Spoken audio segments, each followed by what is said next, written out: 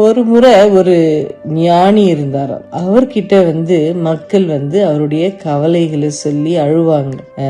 ஞானி, எங்களுக்கு இந்த பிரச்சனை இருக்கு, அந்த பிரச்சனை இருக்கு, நீங்க தான் என்ன செய்யணும், எங்களுக்கு ஒரு பதில தரணும் அப்படின்னு சொல்லிட்டு கவலையோட வருவாங்க. அவர் என்ன செய்தாரு, ஒரு நாள் எல்லாரும் அப்படி உட்காந்துட்டு இருக்கும்போது ஒரு ஜோக் ஒண்ணு சொன்னாராம். அந்த நகைச்சுவை கேட்டு எல்லாருமே சிரிச்சாங்க. கொஞ்ச நேரம் கழிச்சு அதே ஜோக்க திரும்பவும் சொன்னாராம். அப்ப கொஞ்ச பேர் தான் சிரிச்சிருக்காங்க. அப்படியே கொஞ்ச நேரம் கழிச்சு திரும்பவும் 3வது முறையாக என்ன செய்தாரா, அதே ஜோக்க திரும்பவும் சொன்னாரு. ஆனா இந்த முறை யாருமே சிரிக்கல. அப்ப அவர் சொன்னாரு, பாத்தீங்களா, இந்த ஜோக்கு நான் ஃபர்ஸ்ட் சொல்லும் போது நிறைய பேர் சிரிச்சீங்க, செகண்ட் சொல்லும் போது கொஞ்சம் பேர் சிரிச்சீங்க, 3வது சொல்லும் போது ஒருத்தருமே சிரிக்கல. நீங்க ஏன்னா உங்களால சிரிக்க முடியல.